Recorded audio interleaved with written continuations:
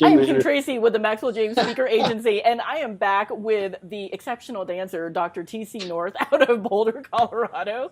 We are continuing the Mastering Your Fears series. This is a great series. We are on step number 3, but before TC dives into this, I'm going to have him kind of go back and remind us of what the big 4 are, as well as steps number 1 and 2. Thanks a lot, Kim. I was just getting my energy up. I'm very aware of energy. I was just trying to bring my energy high for this. You weren't supposed to record it. You'll be fine. I'm not going to make it on Dancing with the Stars yet. Yet, but that's okay. All right, so what was the question?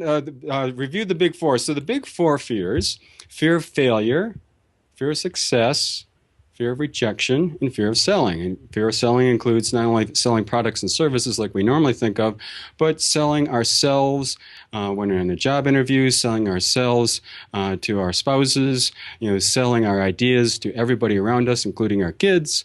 So selling is a big part of life. So it's fear of selling because people are afraid to sell for lots of reasons. So the 6 steps, we've covered step 1, which is to identify your fears. We spent a couple of videos on that. We did step 2, which was to embrace your fear. And now we're on step 3. And step 3 is to disidentify with fear, which is different than identify the fear. Now that we've identified the fears, we want to go, those fears are not me.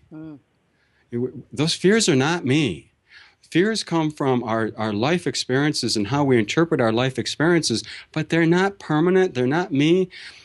Our thoughts, our beliefs, our feelings, they're all transients. They're all temporary. They're not us. They're not here for the rest of our lives unless we leave them there to be there for the rest of our lives. So this mastering fear process doesn't necessarily mean, and I want to keep reminding people, it doesn't mean you're without fear. It means you're in control of it versus it in control of you. Big difference, especially at the subconscious level. So we want to know what all our fears are so we can be in control of them rather than them to be in control of us. Does that make sense? It does. Okay. So, we talked a little, the tabula rasa is, we are the blank slate. We come in, and so whatever experience we have, we interpret, and then we create the fear, and then we identify it, and we embrace it. And now we've got to go, but it's not me.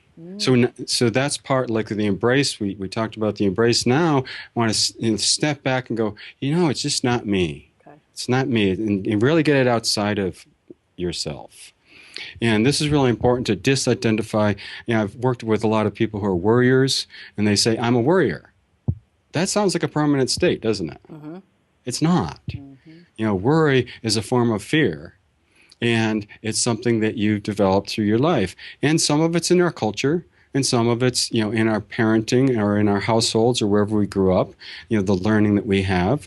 If you have a parent that's got high anxiety or is a worrier, we tend to learn that.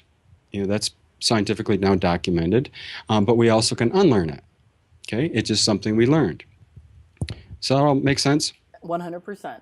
Okay, so there are a few fears, just maybe this is a good time to talk about them, that are sort of in our DNA.